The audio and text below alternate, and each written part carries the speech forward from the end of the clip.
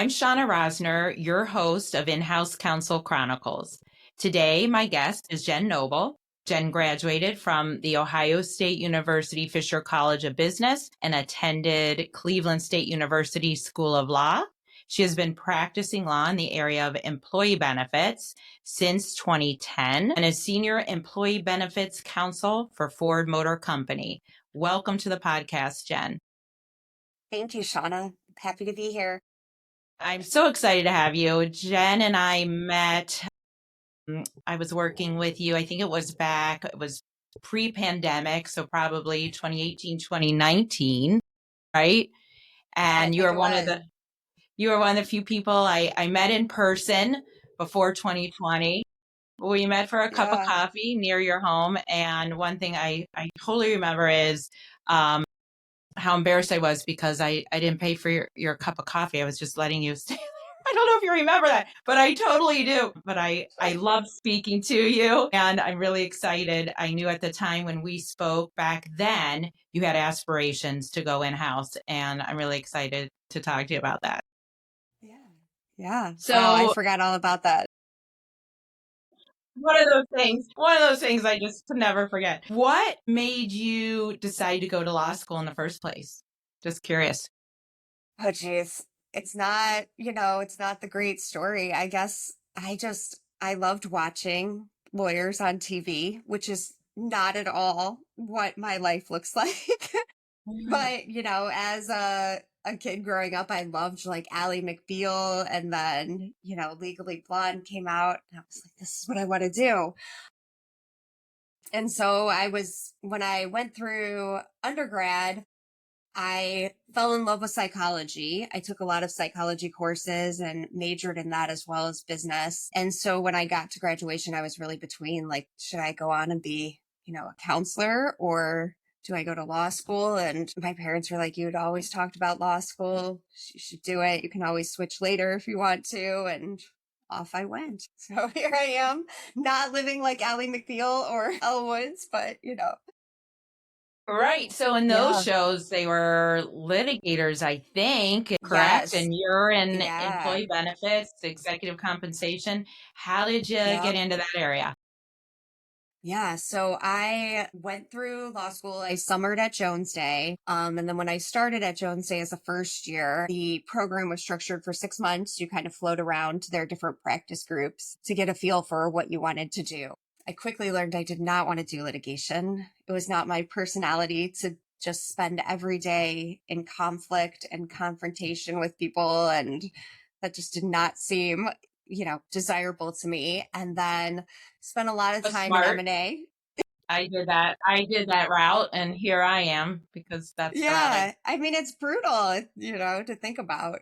M&A was brutal, just brutal hours. I'm always fascinated by people that can do that their entire career because it is a roller coaster ride. So I knew I wanted to be on the transactional side. I just didn't know what. And I really enjoyed working with the benefits people. It seemed a little more like an area of law where it's personalized, like you touch people's lives in in their everyday world. Benefits are important to people. And so I kind of ended up in that group. Partly just because I really liked the people. I had no idea what ERISA was. I don't know that any law student knows what ERISA is, 409A, but I learned and I've stayed with it since. I was going to say, I know that's not something that I took in law school. And when I was working at a firm, a partner asked me to help with something that was in the employee benefits space that I'd be able to pick it up really fast. And I could not. So how did you learn it? Yes. I mean, it's just not one of those areas that the learning curve is so steep. Even today, it's funny because, 15 years later, I still feel like I don't know, I get a question every day and I'm like, I don't know the answer to that. Like, shouldn't I know by now? But ERISA is just massive, and it's one of those, it feels like you're walking through a landmine because you can find a regulation that you think is on point.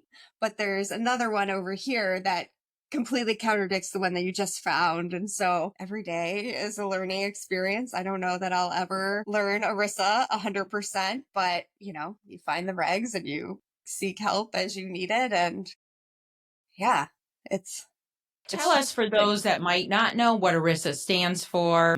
Not sure everyone will know. Yeah. Oh gosh, you're going to test me on the acronyms. The Employee Retirement Income Security Act of 1974. And the 1974 is important because I think in this practice area, you had people that grew up as ERISA attorneys when it came about and knew every detail of it.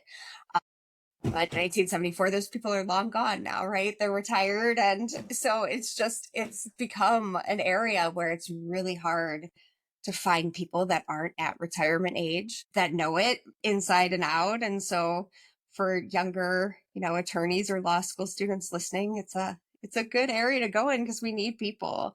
It's very hard to find benefits attorneys. That is true. I've worked on benefits attorney positions. That's why I first got in contact with you. I know there weren't very many around, and there is a need for that.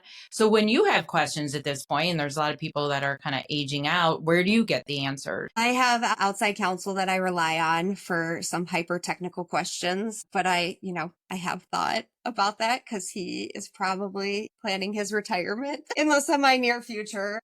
So yeah, what's interesting is I'm seeing more and more of like the consulting firms. So your Deloittes of the world, your WTWs of the world, the actuaries and the consultants who are actually in the nitty gritty of running like pension calculations and doing, the actuarial science behind the plans, having very in-depth knowledge. So while they're not ERISA attorneys, and they'll always tell you, this is not legal advice, they know a lot about it just because they are really in the weeds. So it'll be interesting to see how the future of the practice plays out with that. Yeah, very. Look forward to that. You started your legal career, as you said, at Jones Day, where you worked for almost 3 years. Then you moved to a regional firm for, I think it was about 8 years, and have been in-house with Ford for 4 years. Yeah, I think you had a little stint in between there before Ford that was in-house. But tell us a little bit about your career path and how you ended up where you are now. Yeah. I ended up, I loved law school. I did really well in law school. And, as someone who does really well in law school, you're kind of put on a one path track, right? I mean, it's like big firm. And so I never really stopped to think about it. It was just kind of like fast paced. That's where I was going to go. And I mean, I don't want to say I hated it, but it's a rough career to be in a big firm, even a large regional firm. It's, you have a very large billable requirement. Outside of that, there's enormous pressure to business develop and, sell yourself. And I hate sales. I am not a salesperson. And so I quickly not quickly, because I guess I wasn't there for 11 years in big firm, but I realized, I think early on, that I probably wasn't going to retire from a large firm. It wasn't my goal, but I didn't really know how to get to the next step. Life just comes at you fast and you're just kind of, on cruise control. And so the pandemic hit. And I think that really, probably for most people, just really changed my outlook on a lot of things. I had my son about a year and a half before the pandemic. So I was really trying to juggle, being a new mom with working at a big firm, getting, all kinds of pressure coming up for like partnership. What are you going to do? What does your next 10 years look like? And the pandemic hit and I was fully remote. And I just remember like sitting there during COVID. I'm like, this can't be my life. Like, I can't do this forever. It was such a hard thing because I really loved the people that I worked with. I mean, I'm a relationship person. So, I really enjoy my colleagues and I get to know them. And they were at my wedding. They were there when I had, not when I had my son, but through all of that. And so it was a really, really tough thing because it was like I didn't like the work I was doing. I was doing a lot of M&A because that's just kind of what employee benefits lawyers and firms do a lot of. M&A is what pays. The higher your billable hour gets, the harder it is to do true benefits work because people don't want to pay an excessive amount per hour for, a question about their 401k plan. So it really turned into M&A nonstop. And I knew I didn't want to do that. So I applied to a ad I saw on LinkedIn and ended up at Ford. Yeah, that's amazing. I didn't realize that about the M&A piece of things. Is that something you did also at Jones Day or just starting Oh at yeah. Calfee? Okay. Yeah. I mean, Jones Day was all Kelsey got a little bit more into the counseling aspect, but a lot of M&A. Okay. Gotcha. So you didn't really have, it sounds like, this goal from the moment you graduated law school to go in-house. No, I really didn't know what my future looked like. I think I was just reeling from on campus interviews, summer associate positions, and kind of where that would end up. I think probably when I got to be about into my fifth year, I really started to think about it. Uh, but it's just one of those things, like it's such a niche role that finding a job in house was just very daunting. Yeah. Did it take you a while or before you ended up at Ford, were you applying a lot of different places? Tell me a little bit about that. Yeah, I would say I was probably looking for multiple years, just kind of keeping my ear open for anything I could find. A lot of colleagues, sorry, I am fighting a cold, so I apologize for No my voice. worries. We're fighting a storm out here that I actually think there's hail now. Oh, I don't jeez. want to turn around, but I hear it hitting the window. I do too. Like, Oh my I haven't goodness. had this happen before. So we're both fighting some things here. Hopefully, our audience here won't know what's going on. Yeah. So most of my colleagues that had gone in house had done so through like a client that they worked with. So I was kind of always, keeping my eyes open for ads for clients that I knew. But again, it's like companies have like one ERISA attorney and they tend to be there for almost their entire careers, like at least, 10, 20 years. So I would apply. I did a stint at a small insurance firm. And then I got this offer from Ford and I was terrified just because, I didn't know anybody there. Like I knew nothing about the company. I mean, I knew about the company, but I knew nothing about its culture. I didn't know what I would be getting into. It's in the middle of a pandemic. I hadn't seen anyone in person. I was interviewing on Zoom and, it was a different environment, but, I took a leap of faith and it's been, I don't know. I describe it as life changing. Like that job really changed my life. In what ways? Tell us more about that. I just felt I just feel so much more calm. I could never find inner peace being at a law firm. Like I just was always on high alert, like when's the next email going to come and I have to drop everything or I go to a practice that my son was at and it's like, well, I may have to like run out of here because, a client email comes in. I just don't have that anymore. I kind of can see when fires are about to start and put them out before they get there, which I think is a difference between in-house counsel and outside counsel. Um, Outside counsel just tends to get brought in when the house is already burning down and everything's urgent. Now I'm on the other side of that where when things come to me, they aren't so urgent. It's just it's a family company. I mean, the people that I work with, like you're talking like 3, 4 generations of Ford employees, which I just think is like amazing. It's like my great grandpa worked here, it's just such a family centered company that it really allowed me to be the mom I wanted to be and not feel bad. I think when I was at a firm, it was just nonstop guilt one way or the other. It was like, oh, I'm not pulling my weight with hours. Oh, I'm not here for my child. Like I just could never find balance or peace. And I found that in house and it just changed my mental health, my everything. Like I just have an inner calm. So That's amazing. I'm so glad that were able to find that. And at such a big yeah, company, you mentioned you're a relationship person, and yet your position now is remote, correct?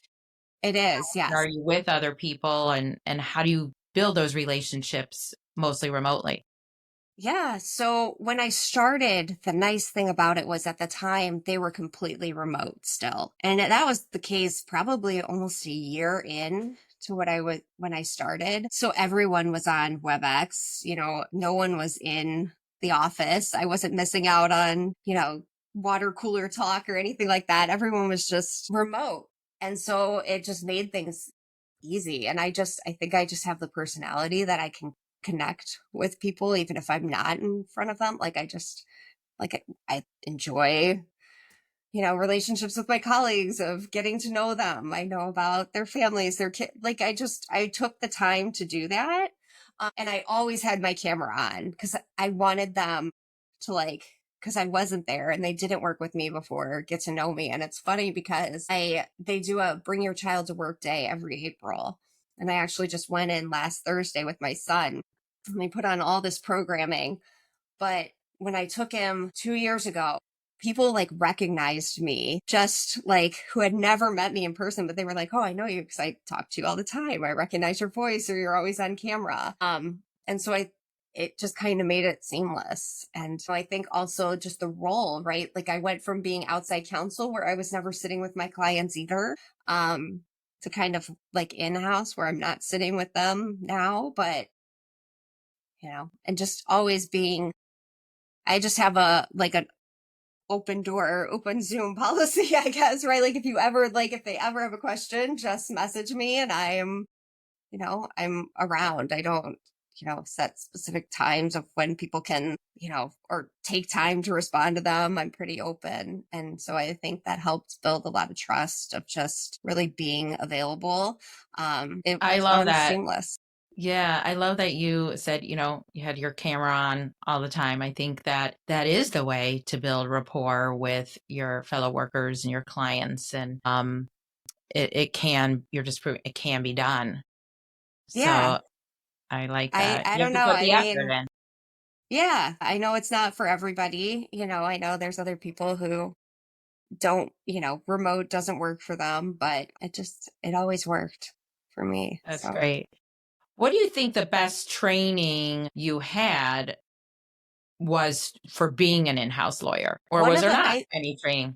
you Maybe there know, wasn't any. it's different. It's totally different on the other side because now I'm more in the weeds of day to day administration, things that the technology behind the programming and HR software that you just would never know about as an outside counsel. But one of the things that I thought was the most helpful is when I was at Kelfie, one of our clients just kind of let anyone on their HR team reach out to outside counsel. They didn't really have a benefits person, kind of just got the role. She was like an employment attorney and they were just kind of dumped benefits on her plate. And it's not the same thing at all, but people think, oh, it's employee related. You must know this too.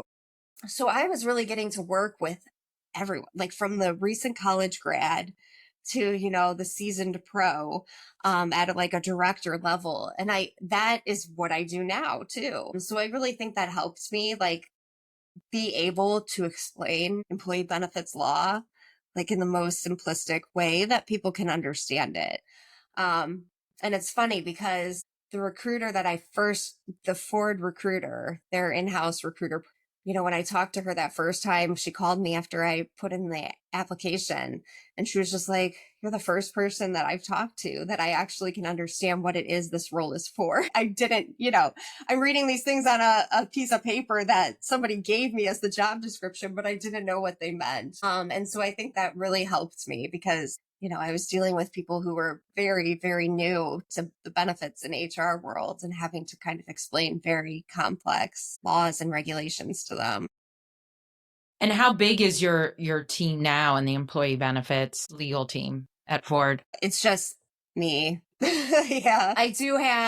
There is someone in OGC. So it's interestingly structured. So I sit in the Office of Tax Counsel because ERISA is all Internal Revenue Code based. So because it's a tax code driven area of law, I'm in Office of Tax Counsel, but there is an attorney in our Office of General Counsel who kind of helps me with health plan matters. So anything specifically related to Affordable Care Act and that kind of thing, she helps out with. And then, it's just all different HR departments from labor affairs when we're dealing with the unions to total rewards on both retirement, health plan side, fringe benefits. People matters when you're dealing with like terminations and separation programs. So just all across the board of HR, I kind of get to dabble in and work with people. So that's been cool too, because I think at a law firm, at least in my experience of the two firms I was at, even the employee benefits group is very niche. So you have your like retirement, your DB and your DC plan experts. So like pension and 401k. And then you have your health plan experts. And those people rarely ever do anything else, right? Like, so someone might just only be working on retirement plans. And in-house, obviously that doesn't work. Like you have to do it all,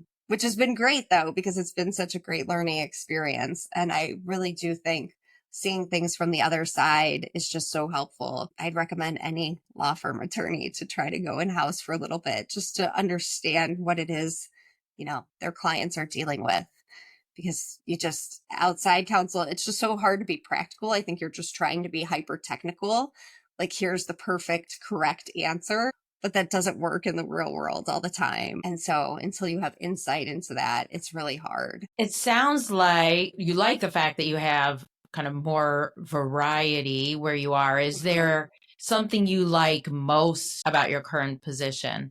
And why is it such a good fit for you other than what you kind of already shared? Yeah. I mean, I do. I love the variety. I love the people that I work with. They know their stuff, and that just makes it so much easier to have discussions with people when they know their plan inside and out. And I think that's amazing.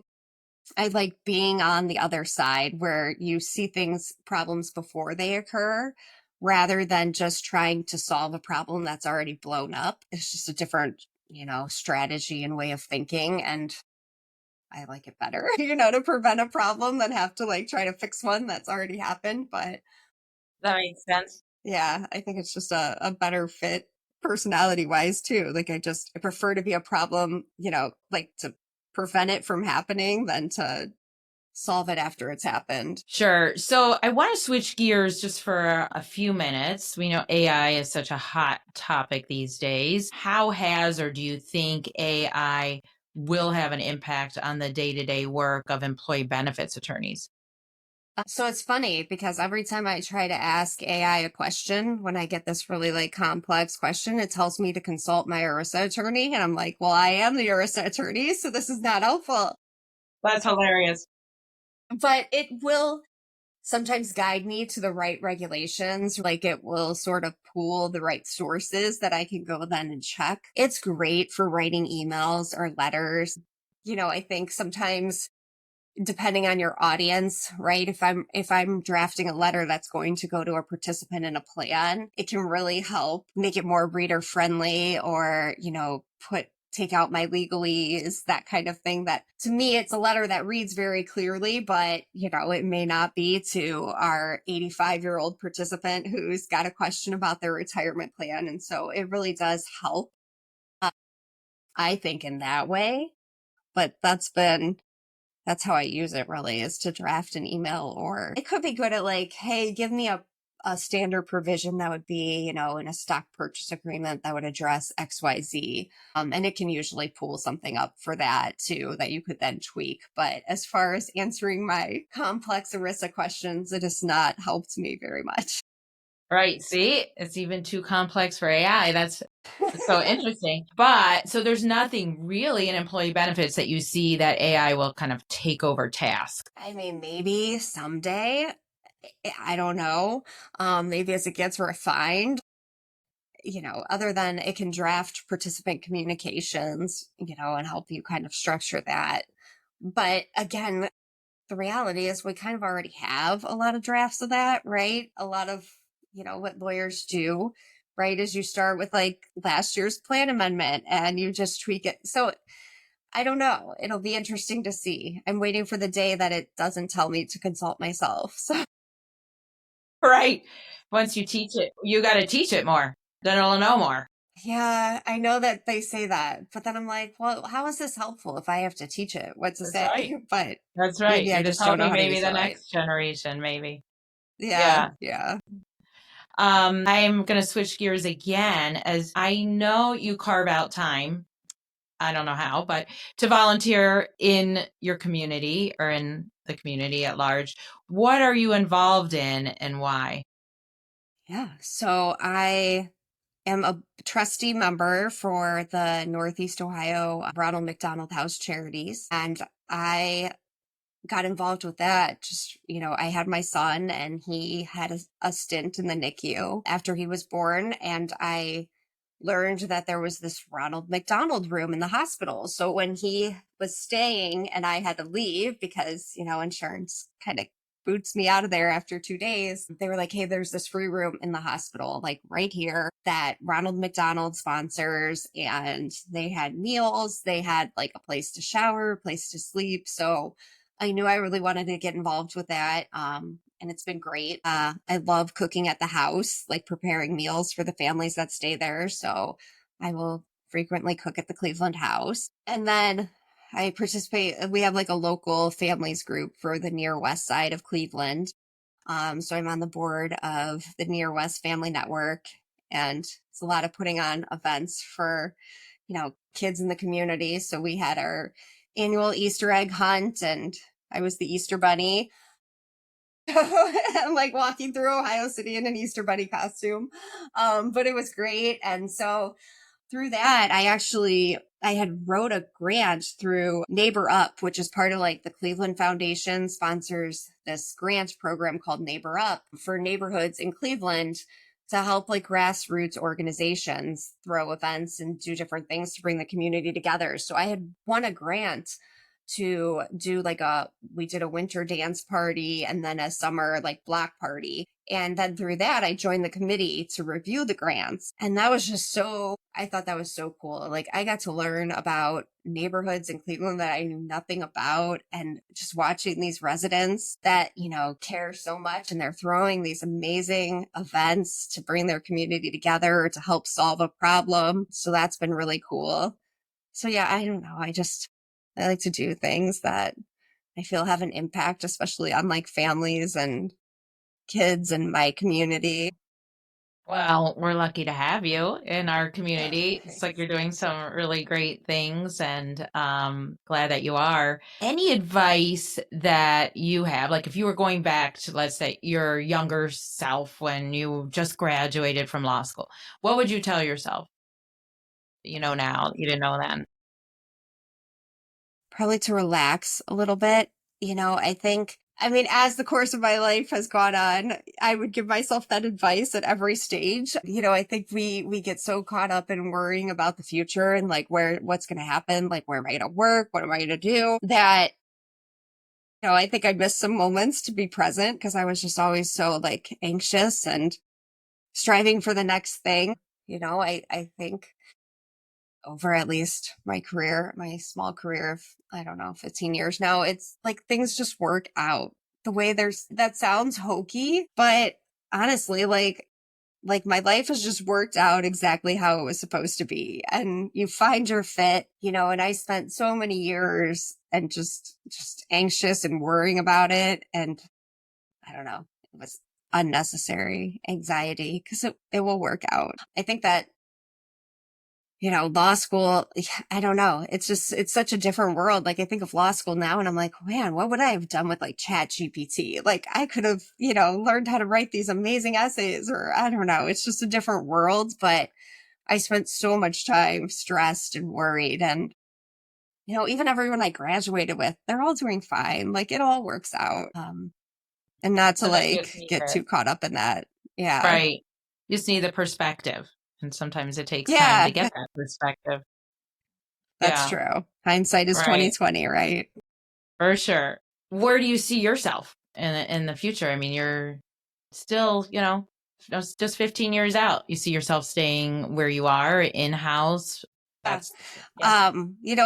I've told friends that I'm like, I could die in my job and I would be perfectly happy. Like I Mm. have no plan. I used to be like, okay, I only have like, 25 years left. I can get through, like this mindset of like, you could just do it. You just got to plow through. And now I feel like I'd be cool if I never retired. Like, I don't know. I really enjoy what I do.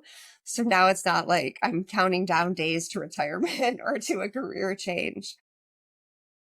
So ideally, God willing, if I can stay where I'm at, I will happily stay here. That's amazing. So, what advice in close do you have for listeners that want to have that same experience you've had to go in house Yeah. and to feel like this was the right fit and want to stay?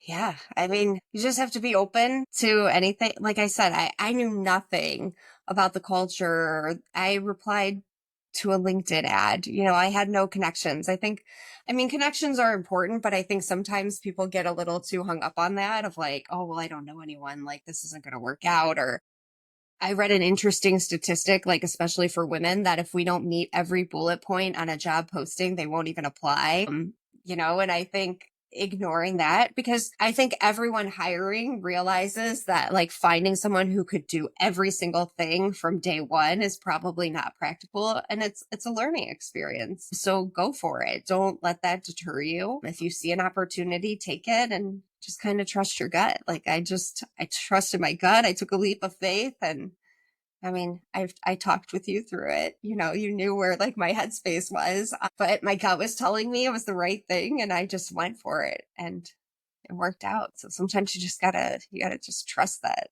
inner voice. Right. And yeah, I'm so glad that you did. You did share that with me, what you really thought would be best for yourself. You went for it, and so glad it worked out for you the way you did. Great advice for everyone, and I think that's a good way to close on a Awesome. positive Thank you. note. I really enjoyed having you as my guest today. Thanks so much, Jen. No problem. Thank you.